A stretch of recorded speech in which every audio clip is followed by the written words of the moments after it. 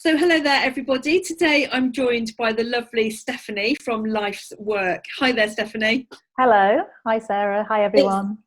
it's lovely to have you here. Tell us a little bit about your business then, if you wouldn't mind. So my business is career coaching. So essentially, I'm a career coach, and what I do in a nutshell is help people get jobs, get promotions, get more money for what they're doing, change careers.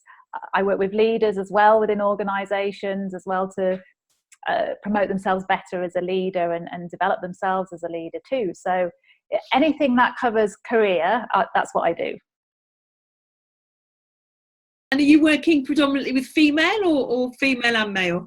So mainly female. So I specialise in the development of professional women.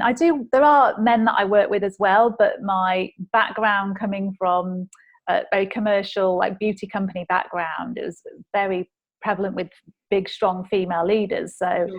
I specialise in development of female professionals and a lot of research on female leaders as well. But that's not to say I wouldn't work with men. I do work with men as well. What took you then from the large beauty organisation out on your own? What was your inspiration? I always loved marketing. That was my background. But the part of the role that I really enjoyed was developing people. So I loved developing my teams. I loved seeing them get promoted.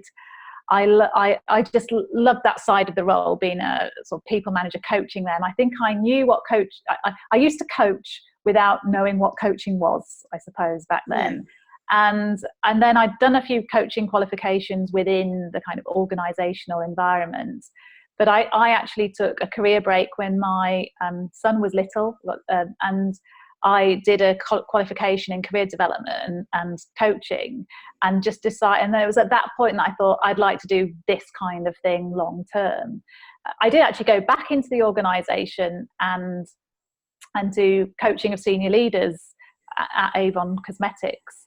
But I did that for a few years, absolutely loved it. But there was just always that little voice in my head saying, I really want to set up on my own. I really want to start my own business.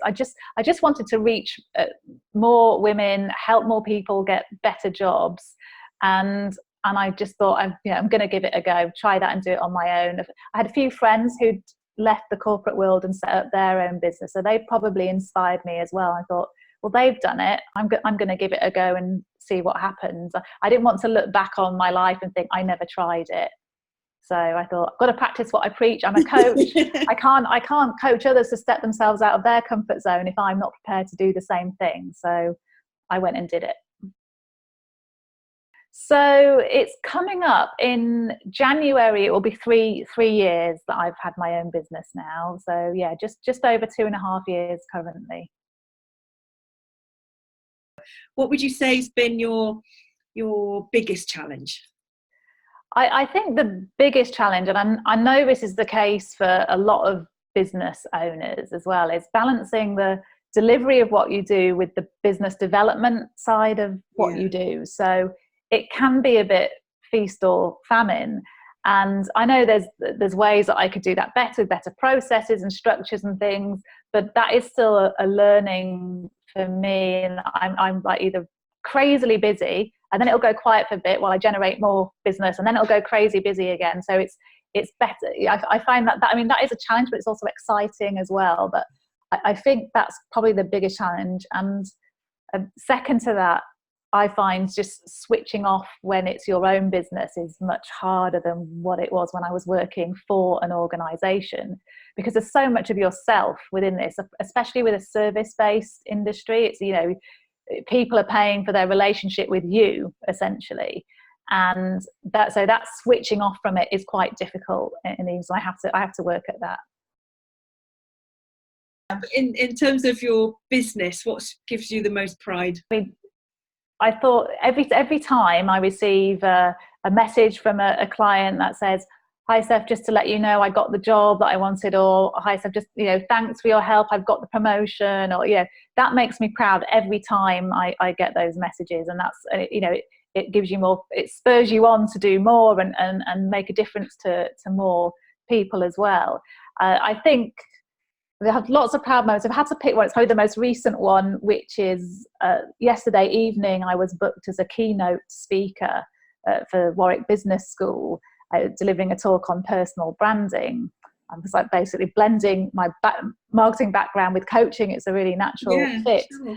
And this was in front of distance learning MBA students for their careers festival, and they're all, they all work the big high flyers, high potentials, lots of CEOs who are working and doing the MBA in their very small spare time. So it's quite the 120 people, big lecture, mic'd up, all of this kind of thing, and it went really well. So I felt, whenever I'm doing anything like that, I always think, look, I'm not going to please everybody in the room, and that is absolutely okay. So for anyone that does any of this kind of speaking, you don't want 120 people or whatever to totally agree with everything you say or engage with everything you say. But my philosophy is always that, just a handful, if there's just a handful of people that it really, really clicks with and makes a difference to them and their careers, then I'll be happy. And I think it was a bit more than a handful. I like to have lots of people come up to me. It went really well. I felt confident. Lots of people came up to me afterwards who said, "Oh, I'm going to take what you said. I'm going to start working on my personal brand. Oh, I'm going to use that tip." People messaged me afterwards saying they wanted to work with me. So that, the fact that I've made a difference helped them to do something with their career, and they're already very successful people.